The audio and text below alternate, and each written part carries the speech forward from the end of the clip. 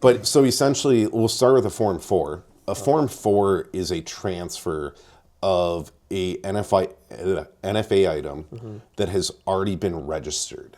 So that would be like Dead Air created a suppressor. Yep. They registered it as an NFA item, and now you're going to buy it.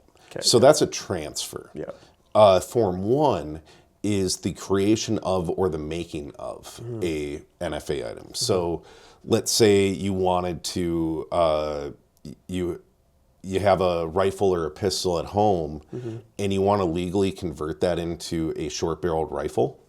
You would need to do a Form 1 and submit that essentially to the ATF. So that's the part where a lot of people might get confused. Is the legal term technically manufacturing that into an SBR? To be the manufacturer would be like you started from scratch. Yeah.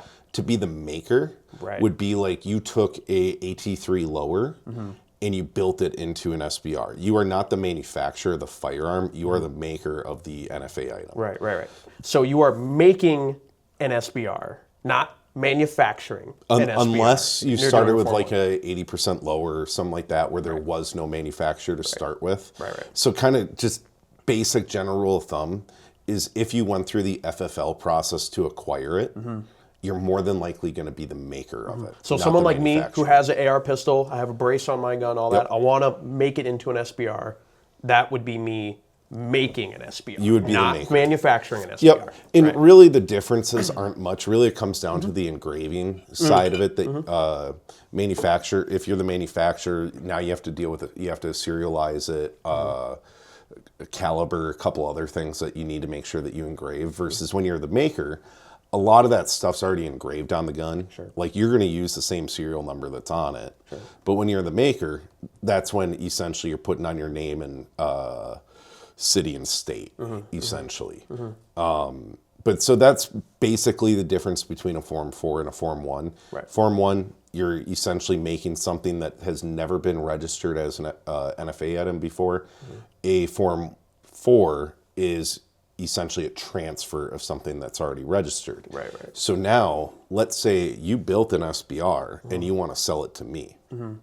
That would be a Form 4. Right. Because it's already registered as an NFA item. Now we have to go, we need to go through the paperwork and all that to do it legally, but... So like next year, I wanna make my pistol into an SBR and I want to get a suppressor. So I would have to do a Form 4 to make my now pistol into an SBR. Form 1 to do that, and then a Form 4 to buy a suppressor, and then get that transferred from somewhere. Form 4s are, I guess in my experience, like I've always gone to my local gun store, go down to Arnzen, and essentially they take care of everything for me.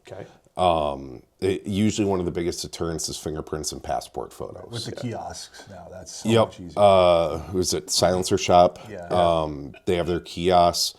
I know around us, like we don't have a ton of kiosks. There's one, I think 15 minutes from us, but a lot of local gun stores, they'll have fingerprint readers or essentially fingerprint scanners on hand.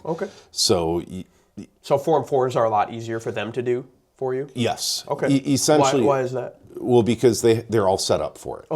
One of the things that you need to do when you submit a Form 1 or a Form 4 is fingerprints and passport photo.